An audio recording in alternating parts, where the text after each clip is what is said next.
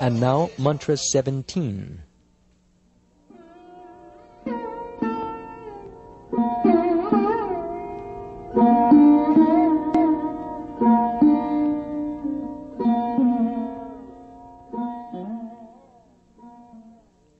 Vayuranilamamritam atedam basmantam shariram Om krato smara kritam smara krato smara kritam smara.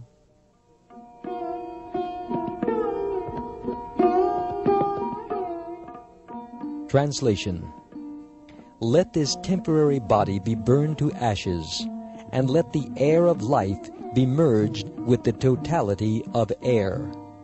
Now, O my Lord, please remember all my sacrifices, and because you are the ultimate beneficiary, please remember all that I have done for you. Purport. This temporary material body is certainly a foreign dress.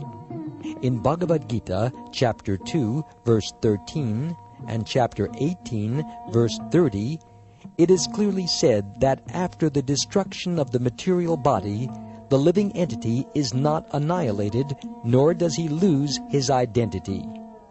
The identity of the living entity is never impersonal or formless.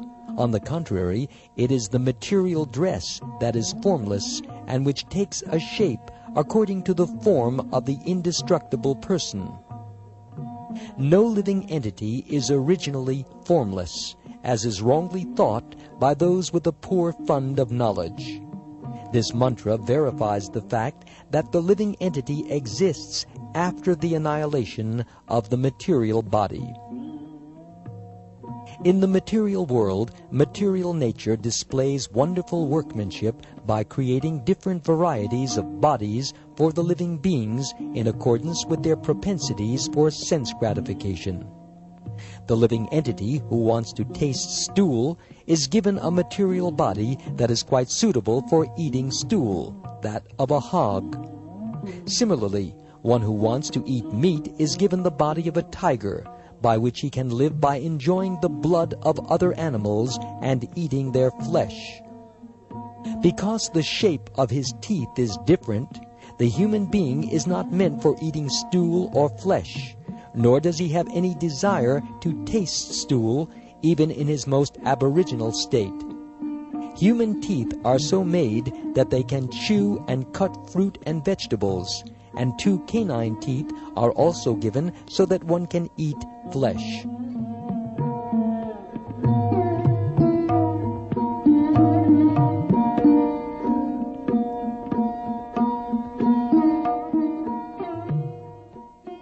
The material bodies of all animals and men are foreign to the living entity. They change according to the living entity's desire for sense gratification. In the cycle of evolution, the living entity changes bodies one after another. When the world was full of water, the living entity took an aquatic form. Then he passed from vegetable life to worm life, from worm life to bird life, from bird life to animal life, and from animal life into human form. The highest developed form is this human form when it is possessed of a full sense of spiritual knowledge. The highest development of one's spiritual sense is described in this mantra.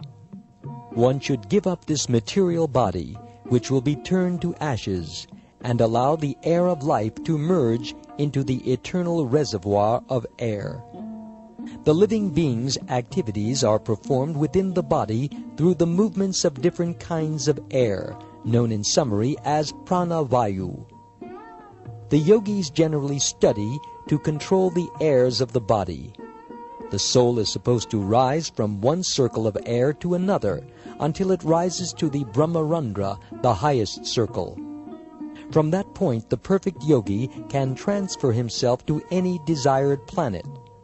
The process is to give up one material body and then enter into another. But the highest perfection of such changes is possible only when the living entity is able to give up the material body altogether, as suggested in this mantra. He may then enter into the spiritual atmosphere, where he can develop a completely different type of body, a spiritual body, which never has to meet death or change.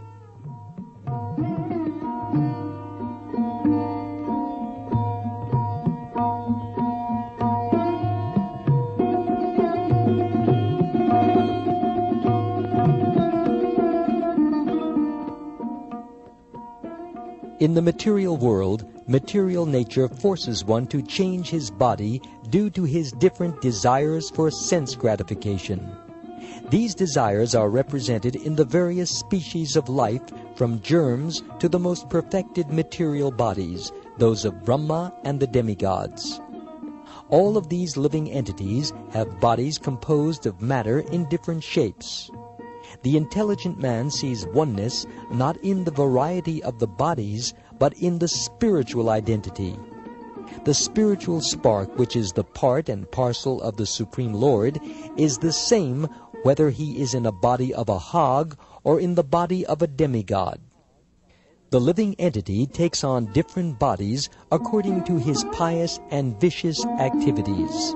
The human body is highly developed and has full consciousness. According to the Vedic scriptures, the most perfect man surrenders unto the Lord after many, many lifetimes of culturing knowledge.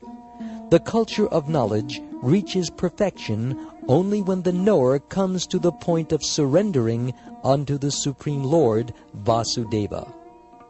Yet even after attaining knowledge of one's spiritual identity, if one does not come to the point of knowing that the living entities are eternal parts and parcels of the whole, and can never become the whole, one has to fall down again into the material atmosphere. Indeed, one must fall down even if he has become one with the Brahmajyoti. The Brahmajyoti, emanating from the transcendental body of the Lord, is full of spiritual sparks that are individual entities with the full sense of existence. Sometimes these living entities want to become enjoyers of the senses, and therefore they are placed in the material world to become false lords under the dictation of the senses. The desire for lordship is the material disease of the living being, for under the spell of sense enjoyment he transmigrates through the various bodies manifested in the material world. Becoming one with the Brahmajyoti does not represent mature knowledge. Only by surrendering unto the Lord completely and develop one's sense of spiritual service does one reach the highest perfectional stage.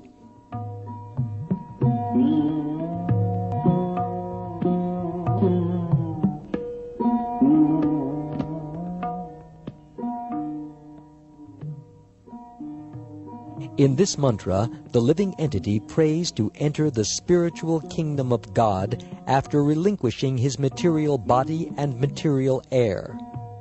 The devotee prays to the Lord to remember his activities and the sacrifices he has performed before his material body is turned to ashes.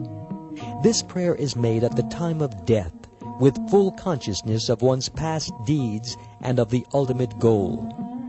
One who is completely under the rule of material nature remembers the heinous activities performed during the existence of his material body, and consequently gets another material body after death.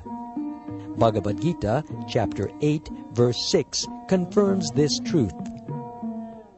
Yam yam vapi smaran bhavam tyajat yante kalevaram tam tam evaiti konteya sadatad bhava bhavita, which means, quote, whatever state of being one remembers when he quits his body, that state he will attain without fail, unquote.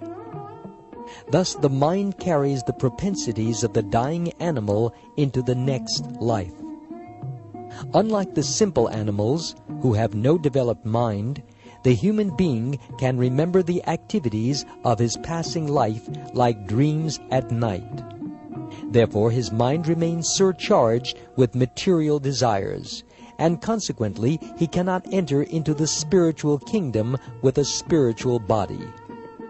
However, the devotees develop a sense of love for Godhead by practicing devotional service to the Lord.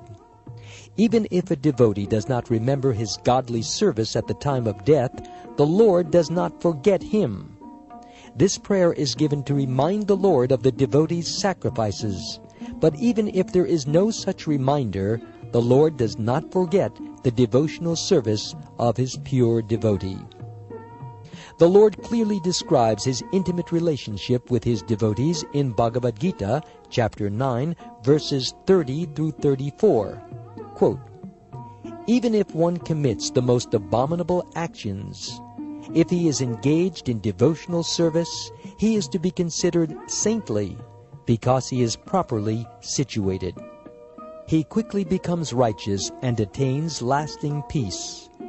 O son of Kunti, declare it boldly that my devotee never perishes. O son of Pritha, those who take shelter in me, though they be of lower birth, women, Vaishyas or merchants, as well as Shudras or workers, can approach the supreme destination.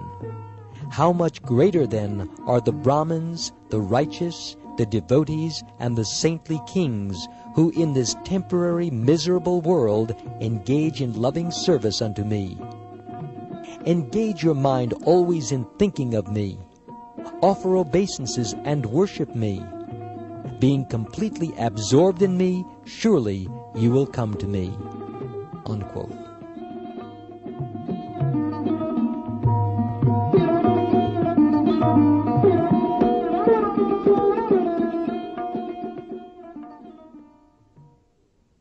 Srila Bhaktivinoda Thakur explains these verses in this way, quote, "One should accept a devotee who is on the right path of the saints, even though such a devotee may seem to be of loose character. One should try to understand the real purport of the words loose character. A conditioned soul has to act for double functions, namely for the maintenance of the body and again for self-realization. Social status, mental development, cleanliness, austerity, nourishment, and the struggle for existence are all for the maintenance of the body. The self-realization part of one's activities is executed in one's occupation as a devotee of the Lord, and one performs action in that connection also. These two different functions parallel one another, because a conditioned soul cannot give up the maintenance of his body. The proportion of activities for maintenance of the body decreases, however, in proportion to the increase in devotional service. As long as the proportion of devotional service does not come to the right point, there is a chance for an occasional exhibition of worldliness. But it should be noted that such worldliness cannot continue for any length of time, because, by the grace of the Lord, such imperfections will come to an end very shortly. Therefore, the path of devotional service is the only right path. If one is on the right path, even an occasional occurrence of worldliness does not hamper one in the advancement of self-realization." Unquote.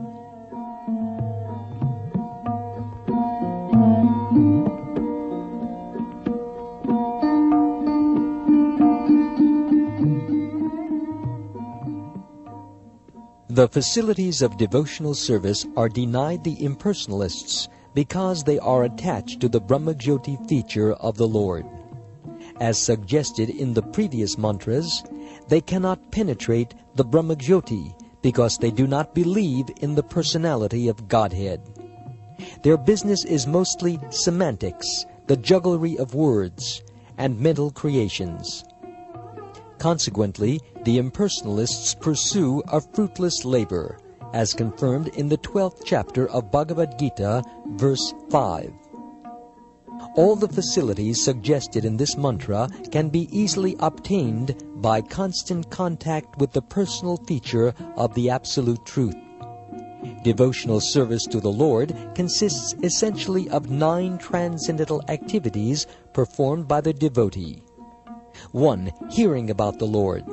2. Glorifying the Lord. 3. Remembering the Lord. 4. Serving the lotus feet of the Lord. 5. Worshipping the Lord. 6. Offering prayers to the Lord. 7. Serving the Lord. 8. Enjoying friendly association with the Lord.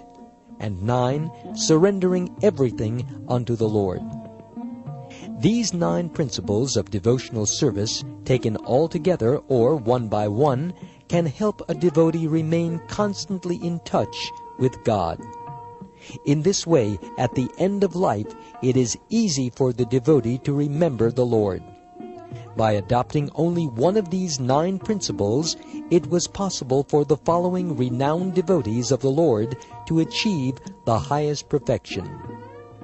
1. By hearing, Maharaj Pariksit, the hero of Srimad Bhagavatam, attained the desired result. 2. Just by glorifying the Lord, Shukdev Goswami, the speaker of Srimad Bhagavatam, attained his perfection. 3. By praying, Akrura attained the desired result. 4. By remembering, Prahlad Maharaj attained the desired result. 5. By worshipping, Prithu Maharaj attained perfection. 6. By serving the lotus feet of the Lord, the goddess of fortune, Lakshmi, attained perfection. 7. By rendering personal service to the Lord, Hanuman attained the desired result. 8. Through his friendship with the Lord, Arjuna attained the desired result. 9. By surrendering everything that he had, Maharaj Bali attained the desired result.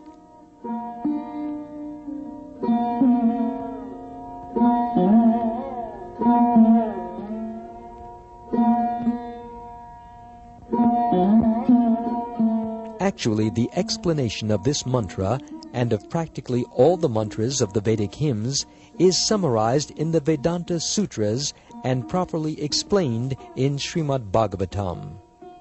Srimad Bhagavatam is the mature fruit of the Vedic tree of wisdom. In Srimad Bhagavatam, this particular mantra is explained in the questions and answers between Maharaj Pariksit and Shukdev Goswami at the very beginning of their meeting. Hearing and chanting of the science of God is the basic principle of devotional life. The complete Bhagavatam was heard by Maharaj Pariksit and chanted by Shukdev Goswami. Maharaj Pariksit inquired from Shukdev because Shukdev was a greater spiritual master than any great yogi or transcendentalist of his time. Maharaj Pariksit's main question was, "What is the duty of every man, specifically at the time of death?" Shukdeva Goswami answered, "Tasmad Bharata Sarvatma, Bhagavan Ishvaro Hari, Shrotavya Kirtitavyascha, Smartavyaschachatabhyam," which means, quote, "Everyone who is desirous of being free from all anxieties should always hear about, glorify, and remember the personality of Godhead, who is the supreme director of everything, the extinguisher of all difficulties, and the supersoul of all living entities." Unquote. From the Srimad Bhagavatam, Canto 2, Chapter 1, Verse 5.